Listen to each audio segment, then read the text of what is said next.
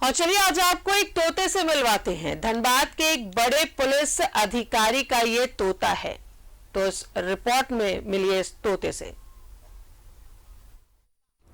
अंग्रेजी में बोले तो पैरट। हाँ, वही पक्षी जो टाई टाई करता है।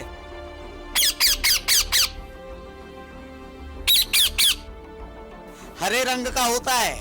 खैर, आज पक्षी वाला तोता नहीं, इंसानी तोते से मिलिए।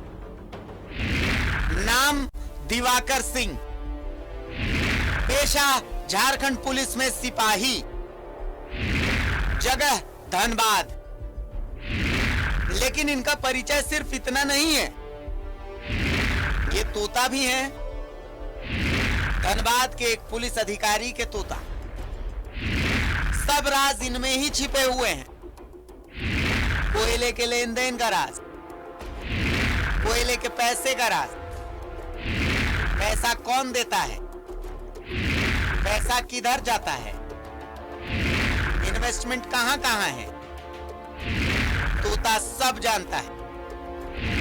बहुत जल्द तोते का राज भी खोलेंगे। Bureau report, news 11 Bharat.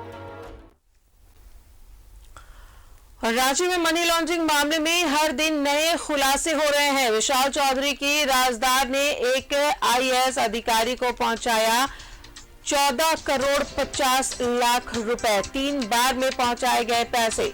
ED की पूछताछ में महिला सहयोगी ने राज खोले हैं। विशाल चौधरी पर चार्जशीट जल्द ही दाखिल होगी। राजनेता और नौकरशाहों के काले धन को खपाता था विशाल चौधरी के यहां ईडी ने छापेमारी से 10 दिन पहले लगभग 10 करोड़ रुपए के लेन देन की मिली थी जानकारी। 10 करोड़ रुपए के लेन देन के ईडी को अब तक नहीं मिल पाई है जानकारी। विशाल चौधरी की महिला राजदार को रोज बुलाया जा रहा है ईडी दफ्तर। 3 दिनों तक लगातार हुई महिला से पूछताछ। शनिवार को ईडी कार्यालय में अभिषेक झा से कई घंटे पूछताछ हुई। कई दस्तावेज को लेकर पहुंचे थे अभिषेक झा।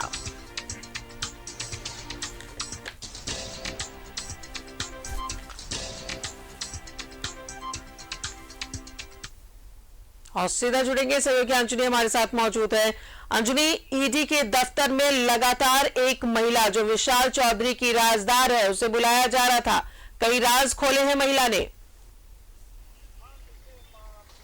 हाँ देखिए, पूजा सिंघल मामला जो है इतना बड़ा होता जा रहा है राजदार, इसको लेकर देखेंगे तो कई जगहों में, अलग अलग जगहों में छापेमारी हुई, कई लोगों से पूछताछ हुई और उसी क्रम में देखते हैं कि विशाल चौधरी के यहाँ छापेमारी होती है और उसके बाद अब ईडी की दबिश लगातार बढ़ते जा रही है। विशाल चौधरी बहुत कुछ बताने से अपने आप को बचते रहे हैं।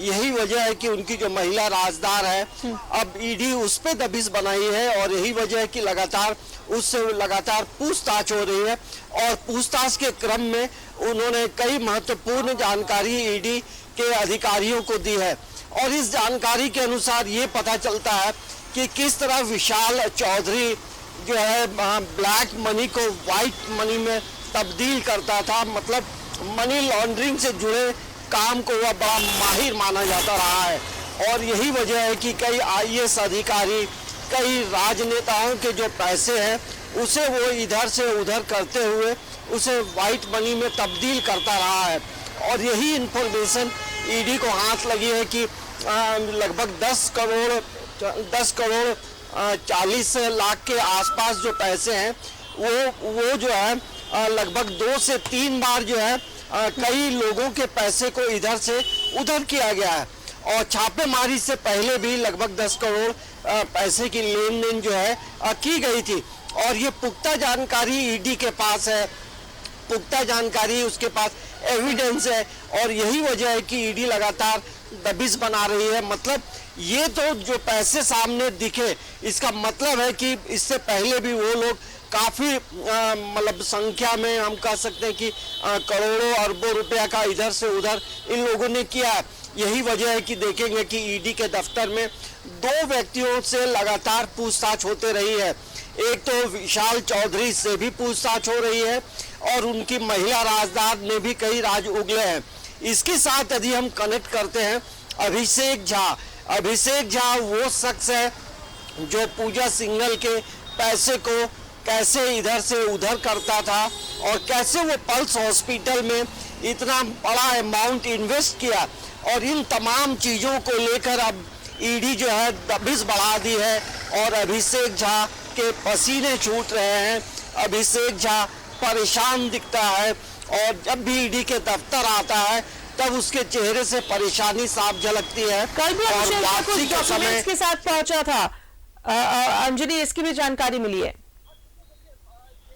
हाँ देखिए ये अभिषेक झा को लगातार जब से बुलाया गया है तो उसमें ये जरूर देखा गया है कि कई डॉक्यूमेंट जो है घर से मंगाए गए हैं। वो अभिषेक झा की बात करें या विशाल चौधरी की बात करें या प्रेम प्रकाश की बात करें, कई समय मैं वहाँ ईडी दफ्तर के बाहर रहा हूँ तो इन तीनों के जो ड्राइवर हैं घरों से कई कागजात लेकर ईडी के दफ्तर पहुँचते हैं।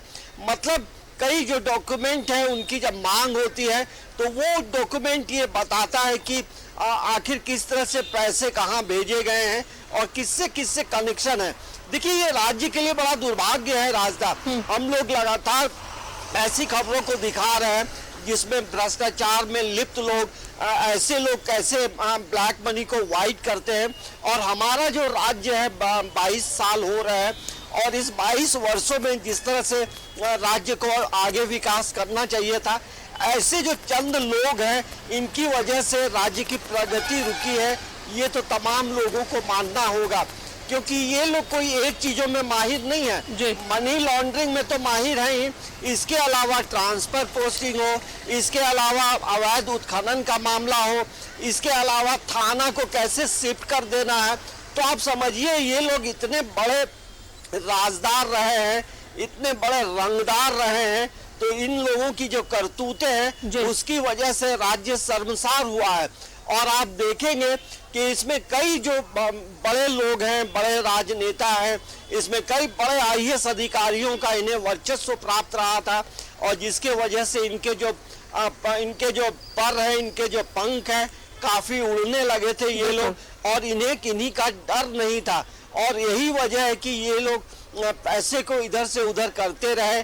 और आप सोचिए कि किस तरह बुनियादी जमीन में पल्स हॉस्पिटल बन जाता है, कैसे 130 करोड़ रुपए तुरंत आ जाते हैं क्योंकि इन लोगों के पास पेड़, ऐसा एक पेड़ है जिसमें पैसा फरता है, उसमें पत्ता नहीं होता, उसमें पैसे लगे होते हैं और पैसे तुरंत तोड़ के इन्वेस्ट करते हैं। इतने तो माहिर हैं ये लोग। तो ऐसे लोगों के लिए अब ईडी दबिश लगातार बढ़ा रही है। 2 लोग होटवार जेल में हैं और अब जो है चार्जशीट भी तैयार किया जा चुका है।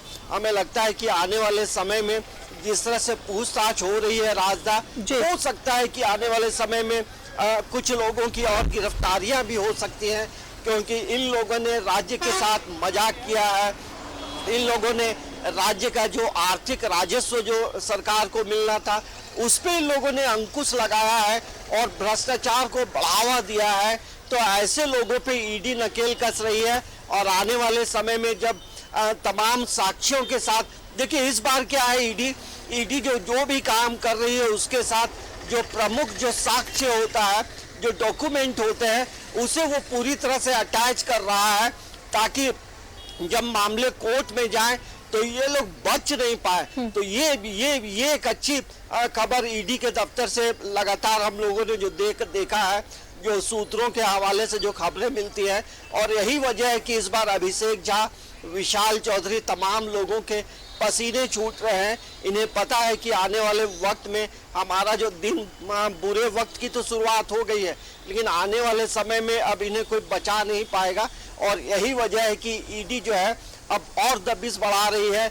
जहां 7 घंटे पूछताछ होती है वहां 10 घंटे पूछताछ हो रही है और ऐसे लोगों पे लगाम लगाना भी जरूरी है ताकि आने वाले ऐसे लोगों पे लगाम लगाया जा सके। राजदा, बिल्कुल अंजलि, बहुत शर्म और बहुत ही अफसोस की बात है कि वैसे लोग इसमें शामिल हैं जिन्हें राज्य को आगे बढ़ाने की बागडोर सौंपी गई, जिनके पास पावर है, पद है, लेकिन उसका किस तरीके से गलत इस्तेमाल किया उन्होंने, जिसकी सजा आज इन्हें पड़ रही है और जाहिर तौर पर झारखंड भी इसे भुगत रहा है। बहुत बहुत शुक्रिया अंजनी आपका तमाम जानकारियों के लिए। तो ईडी के दफ्तर में लगातार अभिषेक झा पहुंच रहे हैं, कल भी पहुंचे थे डॉक्यूमेंट्स लेकर।